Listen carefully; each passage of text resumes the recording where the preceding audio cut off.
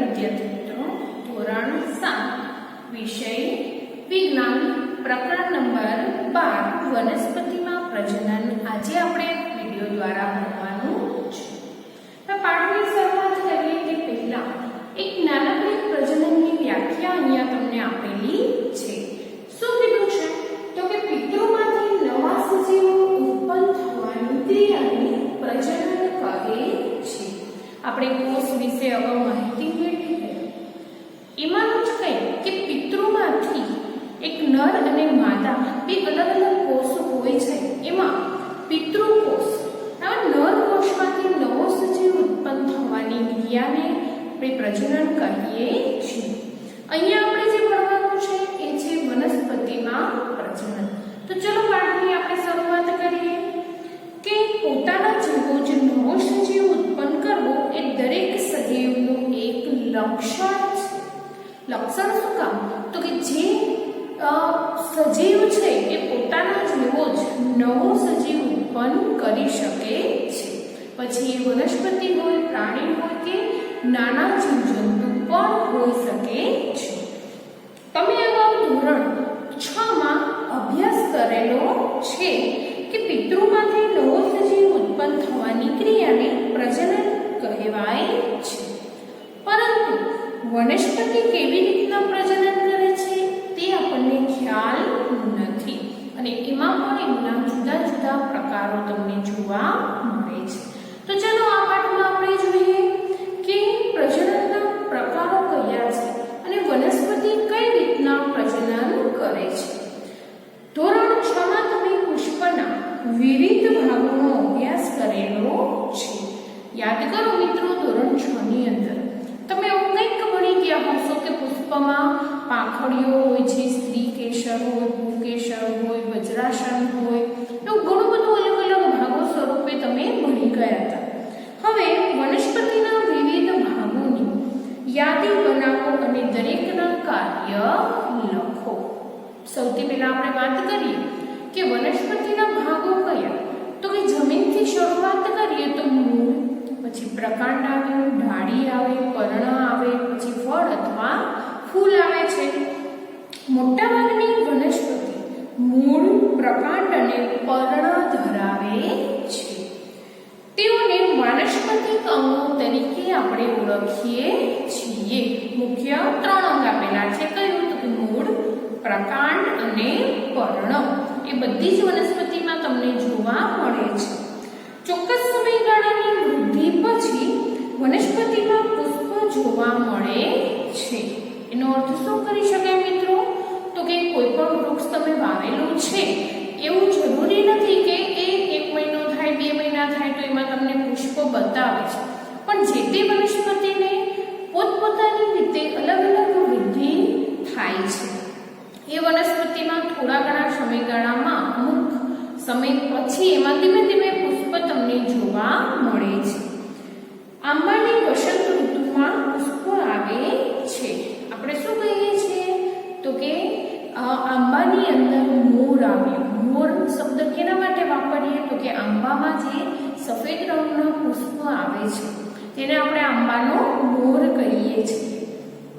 આ એ જ પુષ્પો છે જેમાંથી સમય જતા કેરીનું નિર્માણ થાય છે। આપણે ઉનાળામાં તેની મજા માણીએ પણ છીએ। બધાને કેરી ભાવે જ છે। આપણે ફળ ખાઈએ છીએ અને બીજને ફેંકી દઈએ છીએ। મિત્રો, બધી જ પ્રકારના ફળ યાદ કરો। એક પણ વનસ્પતિના જે ફળ હોય છે એમાંના બીજ આપણે ખાતા નથી અને ફળ ખાય અને બીજને ફેંકી દઈએ છીએ। આ બીજ અંકુરણ પામી અને નવો છોડ બને છે। ઘણી વખત તમે એવું અનુભવ્યું હશે કે આપણે કોઈ પણ એક જ જગ્યાએ, ખાસ કરીને ક્યાં? તો કે આપણે જે જગ્યાએ કચરો નાખતા હોય ત્યાં ટમેટાના બી હોય, કેરીની સિઝનમાં ગોઠલા હોય અથવા તો બીજા કોઈ પણ એવા ફૂલના કે ફ્રૂટના અથવા શાકભાજીના બીજ હોય જે કચરામાં આપણે ફેંકી દઈએ છીએ। સાથે સાથે ત્યાં ભેજ મળે અને તડકો પડે એવા સમયે ઘણી વખત ત્યાં કચરાની અંદર નાના નાના છોડ ઉગેલા તમે જોયા છે। એ શું છે? ફેંકી દીધેલા બીજનું એક પ્રકારનું અંકુરણ છે. આમ વનસ્પતિમાં પુષ્પનું કાર્ય શું છે આપણે જાણીએ છીએ. પુષ્પો વનસ્પતિમાં પ્રજનનનું કાર્ય કરે છે. પુષ્પો એ વનસ્પતિના પ્રાજનિક ભાગ છે. પ્રજનનિક ભાગ એટલે શું? તો કે પ્રજનન માટે ઉપયોગમાં આવતો એક ભાગ કોણ છે? તો કે પુષ્પ છે. પુષ્પમાં કાં તો નર ભાગ કે માદા ભાગ અથવા બંને નર અને માદા ભાગ જોવા મળે છે. પ્રજનનની અંદર નર અને માદા બંને ભાગોનો સમાવેશ થાય છે. વનસ્પતિ વિવિધ રીતે તેમના બાળ છોડ ઉત્પન્ન કરે છે. તે મુખ્યત્વે બે રીતમાં વહેંચાયેલા છે. પહેલું છે અલિંગી પ્રજનન અને બીજું છે લિંગી પ્રજનન. લિંગી પ્રજનનના ફરી પાછા બે ભાગ આપેલા છે. કયા આપ્યા છે? તો કે અલિંગી પ્રજનનમાં વનસ્પતિ બીજ વિના નવો છોડ ઉત્પન્ન કરે છે. અલિંગી પ્રજનનમાં શું થશે? તો કે બીજ વગર જ નવો છોડ ઉત્પન્ન વનસ્પતિ કરી શકે છે.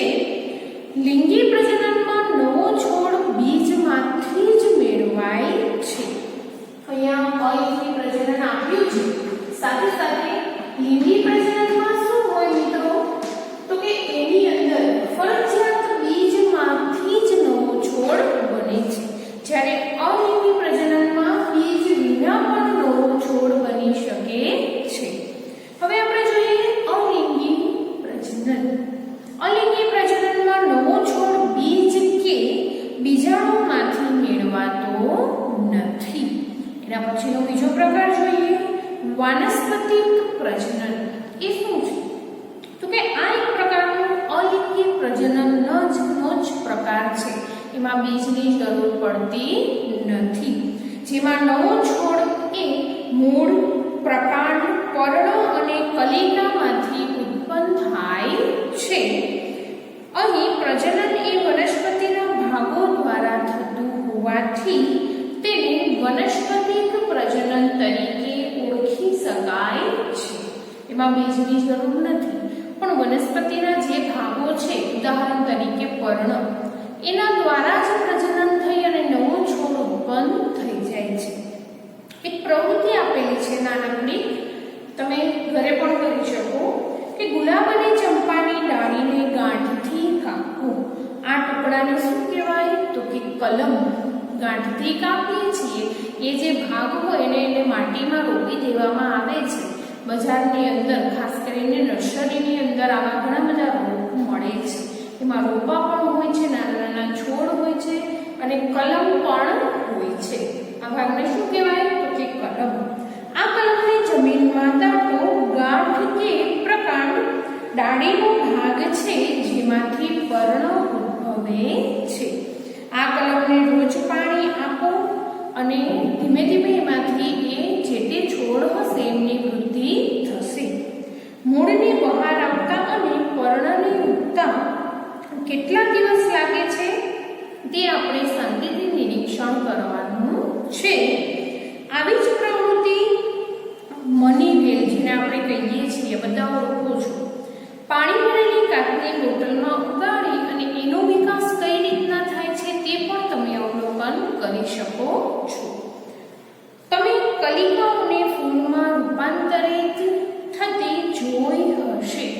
કલિકામાંથી ફૂલ બને એવું તમે ઘણી વખત જોયું. પુષ્પકલિકા ઉપરાંત કક્ષમાં કલિકાઓ જોવા મળે છે. પુષ્પકલિકા એટલે શું? તો કે પુષ્પમાંથી બાજુમાંથી અંકુરણ થઈ અને કલિકા નીકળે છે. એ અથવા તો કક્ષમાં કલિકાઓ જોવા મળે છે. કક્ષ એટલે શું એવો પ્રશ્ન થશે. એમાં ત્યાં નીચે જ આપેલું છે કે પર્ણનું પ્રકાંડ સાથેનું જોડાણ સ્થાન. પર્ણનું પ્રકાંડ સાથેનું એટલે શું મિત્રો? તો કે કોઈ પણ વૃક્ષની ડાળી, જ્યારે એની ડાળીમાંથી પર્ણ બને છે ત્યારે વચ્ચેના ભાગે એક જોડાણ હોય છે કે અહીંથી એ પર્ણ ઉત્પન્ન થાય છે, જેને આપણે શું કહી શકીએ છીએ? તો કે કક્ષ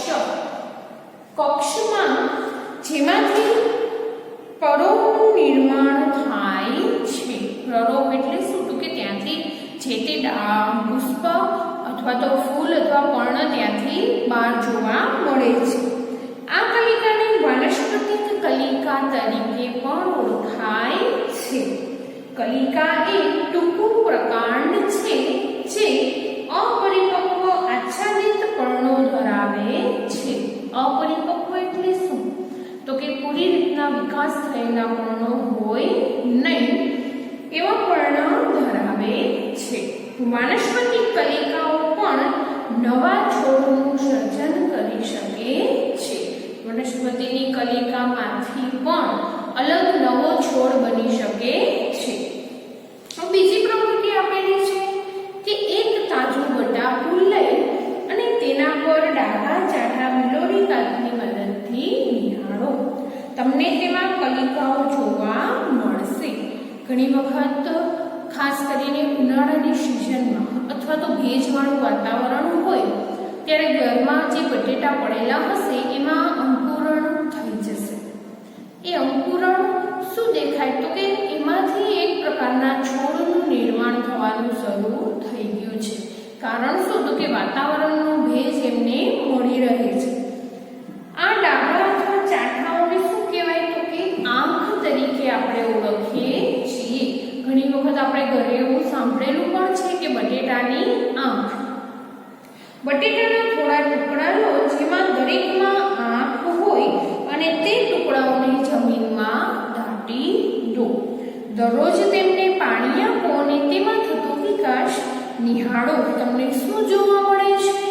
તો કે આકૃતિ 12.3 અહીંયા તમે જોઈ શકો છો કે બટેટાની અંદર નીચેના ભાગે કલિકાનું સર્જન થયેલું દેખાય છે. એમાં મૂળ પણ તમને દેખાય છે. આવી જ રીતે તમે આદુ અને હળદર પણ ઉગાડી શકો છો. પ્રયોગ માટે તમે ઘરે પણ આ વસ્તુ કરી શકો છો કે ઘરના કુંડાની અંદર જે બટેટામાં આંખ દેખાતી હોય એટલો ભાગ કાપી જમીનની અંદર દાટી દો. પછી થોડો સમય પછી જ્યારે અંકુરણ દેખાય ત્યારે હળવેકથી એ ભાગને કાઢી અને તમે એને જોઈ શકો છો. પાન ફૂટી એનો અર્થ શું થાય? તો કે પર્ણ અંકુરણ વનસ્પતિ. પર્ણની અંદર કે પર્ણ ક્યારેક ક્યાંક પડી જાય અને જમીનમાં એ ટચ થઈ જાય તો એમાંથી પણ અંકુરણ થઈ શકે. એને આપણે કહીએ છીએ પર્ણફૂટી વનસ્પતિ. એ પર્ણ કિનારી પર કલિકાઓ ધરાવે છે. કિનારી પર એટલે ક્યાં? કે પર્ણની આ પટ્ટી ઉપર કલિકાઓનું સર્જન થઈ જશે અને જે તે જગ્યાએ નવા છોડનું નિર્માણ થશે. ભીની જમીન પર જો એ પર્ણ પડી જાય તો દરેક કલિકા એ નવા છોડનું નિર્માણ કરી શકે છે. દરેક કલિકા પોતાની રીતે વિકાસ થઈ અને નવો જ છોડ ઉત્પન્ન કરે છે. જેની આકૃતિ તમને 12.4 ની અંદર આપેલી છે જે તમે અહીંયા જોઈ શકો છો. કેટલીક વનસ્પતિઓના મૂળ પણ નવો છોડ ઉત્પન્ન કરે છે. ઉદાહરણની અંદર તમને આપેલું છે સકલિયું અને ડહાલિયું. તેના ઉદાહરણ છે કે જે પોતે મૂળ દ્વારા નવો છોડ ઉત્પન્ન કરી શકે છે. થોર જેવી વનસ્પતિમાં તેનો અમુક ભાગ મુખ્ય વનસ્પતિ છોડથી જુદો પડે ત્યારે તેમાંથી નવો છોડ ઉત્પન્ન કરે છે. થોર બધાએ જોયેલો છે. કાંટાળી વનસ્પતિ છે અને ખાસ કરીને રણ પ્રદેશની એ મુખ્ય વનસ્પતિ છે. થોરમાં પણ ઘણા બધા અલગ અલગ પ્રકાર જોવા મળે છે. એ જે આખે આખું તમને દેખાય છે એ થોર શું છે? તો કે વનસ્પતિનું પ્રકાંડ જ છે. એમાં કાંટા અને પર્ણ પછી ઉગે છે. દરેક છૂટો પડેલો ભાગ એ નવા છોડનું સર્જન કરે છે. એ પોતે જ પ્રકાંડ છે. કદાચ થોરને ક્યાંકથી છૂટો થઈ જાય અને કટ થઈ જાય અને એને જો જમીનમાં વાવી દેવામાં આવે તો ફરી પાછું એમાંથી થોરના નવા છોડનું નિર્માણ થઈ શકે છે. વાનસ્પતિક પ્રજનન દ્વારા ઉગતી વનસ્પતિ ઉગવા માટે ખૂબ જ ઓછો સમય લે છે. જેમાં વાનસ્પતિક પ્રજનન થતું હોય એ એકદમ ઝડપથી વનસ્પતિ ઉગી શકે છે. બીજમાંથી ઉગતી વનસ્પતિ કરતાં તેના ફૂલો અને ફળો ખૂબ જ ઝડપથી આવે છે. તેઓ એક જ પિતૃ છોડમાંથી ઉત્પન્ન થતા હોવાથી નવો છોડ અદલ પિતૃ જેવો જ જોવા મળે છે.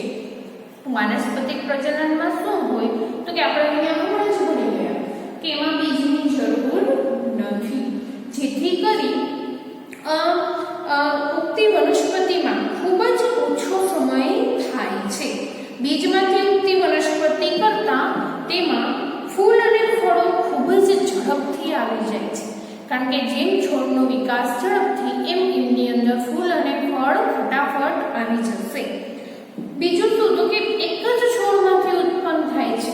ઉદાહરણ તરીકે પિતૃ છોડ છે એમનું જ પર્ણ પડી ગયું હોય અથવા તો એમના જ મૂળ બીજી કોઈ પણ રીતે જો એ ત્યાં ઉગી જશે તો એ એક જ છોડ દ્વારા ઉત્પન્ન થતી હોવાથી એને આપણે અદલ પિતૃ જેવો જ દેખાવ આવે છે. જેવી એ વનસ્પતિ હોય એવો ને એવો ફરી પાછો છોડનો દેખાવ આવે છે. આ પ્રકરણમાં આગળ જતા તમે અભ્યાસ કરશો કે લિંગી પ્રજનન દ્વારા ઉદ્ભવતો છોડ એ બંને છોડના લક્ષણો ધરાવે છે. વનસ્પતિ લિંગી પ્રજનન દ્વારા બીજ ઉત્પન્ન કરી શકે છે.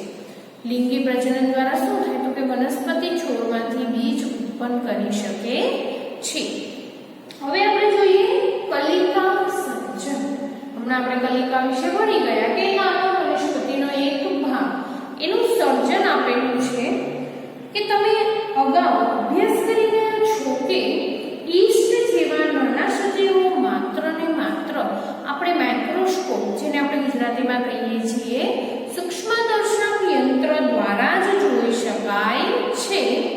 તેઓને જો પૂરતા પ્રમાણમાં પોષક તત્વો આપવામાં આવે તો તેઓ વૃદ્ધિ પામે છે અને અમુક કલાકે બહુગુણિત થાય છે.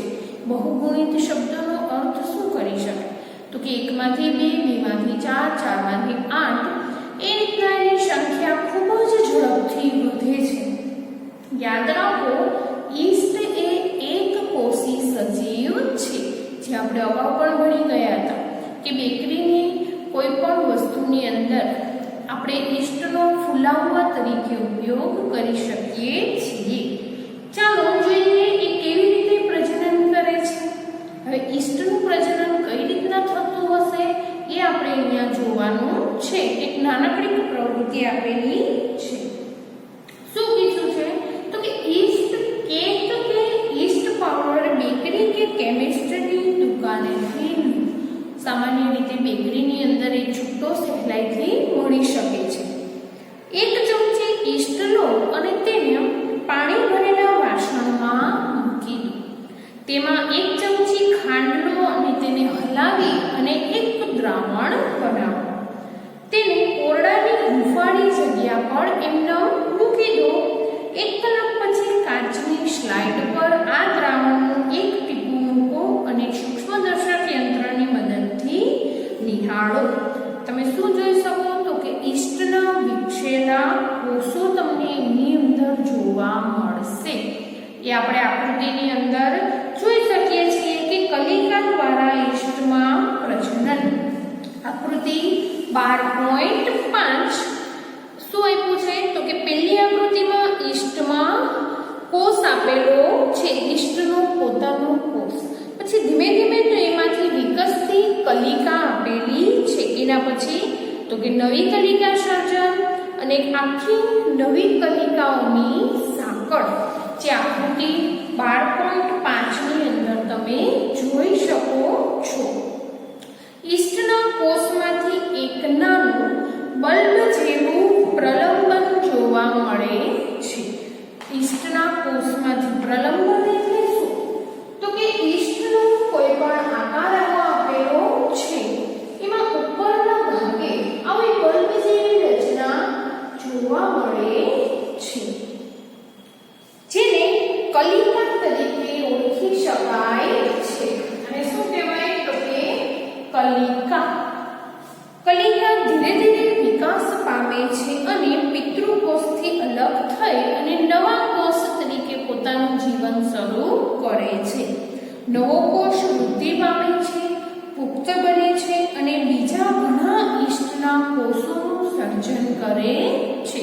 એકમાંથી બે, બેમાંથી ચાર, આપણે જે હમણાં વાત કરી કે ધીમે ધીમે આ કલિકા વિકાસ પામી અને મૂળ પિતૃકોષમાંથી અલગ થઈ જશે અને પછી પોતાનો વિકાસ શરૂ કરી દેશે અને એમાંથી પણ ફરી પાછું કલિકાનું સર્જન થઈ અને બહુગુણિત રીતે એ પોતાનો વિકાસ કરશે.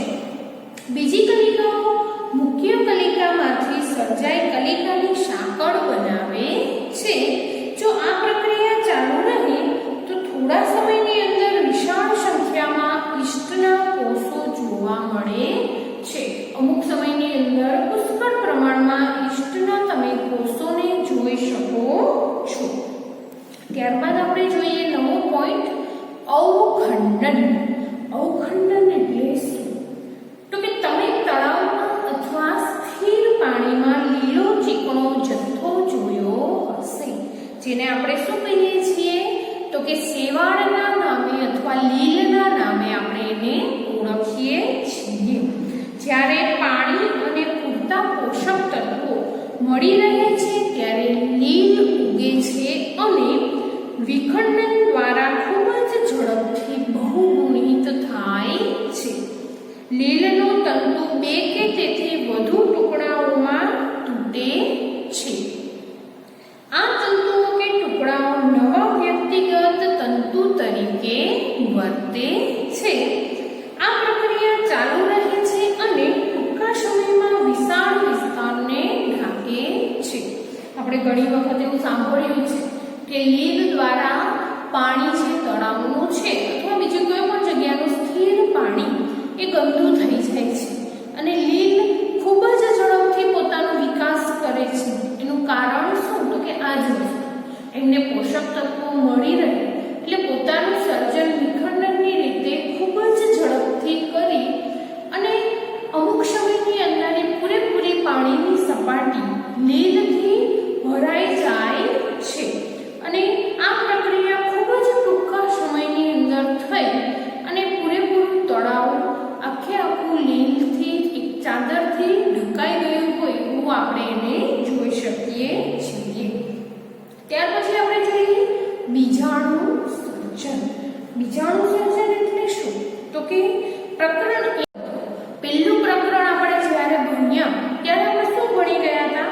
તો કે હવામાં હાજર બીજાણુઓ દ્વારા બ્રેડના ટુકડા પર ફૂગ ઉગી નીકળે છે.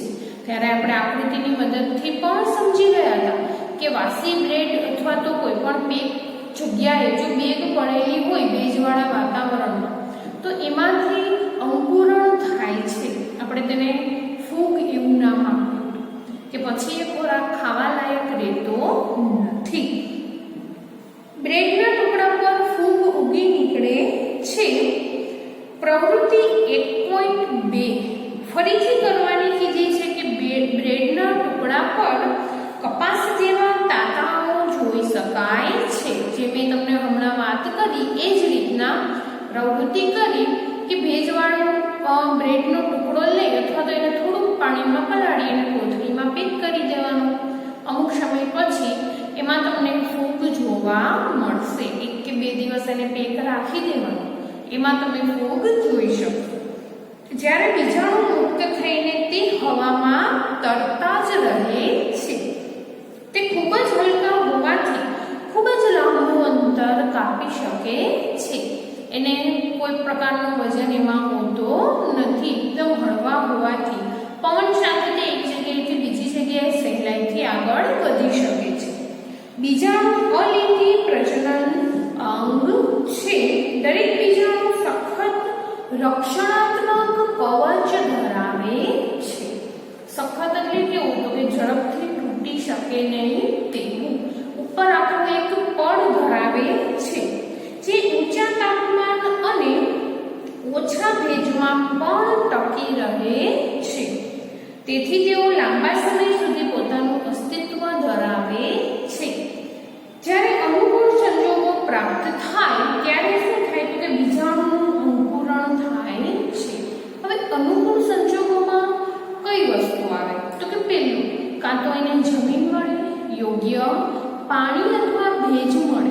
અને સાથે સાથે સૂર્યપ્રકાશ જો એમને મળી રહે આવી પરિસ્થિતિની અંદર એ પોતાનું બીજમાંથી અંકુરણ વિકાસ પામે છે અને એક નવા સજીવ તરીકે પણ એ વિકસે છે. માંસ અને હંસરાજ વગેરે પણ બીજાણુ દ્વારા પ્રજનન ક્રિયા કરે છે. આ બંને વનસ્પતિના નામ છે. એ પણ શું કરે તો કે બીજાણુ દ્વારા પ્રજનનની ક્રિયા કરે છે.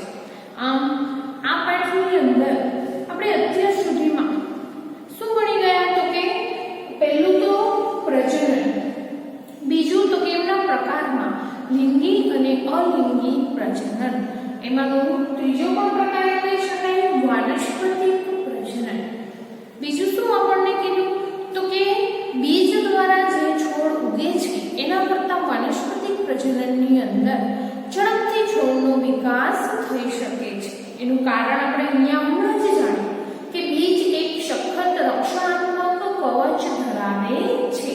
જે યોગ્ય એને વાતાવરણ મળશે ત્યારબાદ જ એ તૂટશે અને એમાંથી છોડ વિકાસ પામશે. આમ આપણે આ પાઠમાં અડધા વિડીયોની અંદર અવખંડન અને બીજાણુ સર્જન પણ ભણી ગયા. એમાંનું બીજાણુ સર્જન પહેલા પ્રકરણનું રિવિઝન સ્વરૂપ છે જે ફરીવાર એકવાર આપણે યાદ કરી લેવાનું છે. આજના વિડીયોમાં આટલું. નેક્સ્ટ વિડીયોની અંદર, આવતા વિડીયોની અંદર આપણે લિંગી પ્રજનન વિશે અભ્યાસ કરીશું.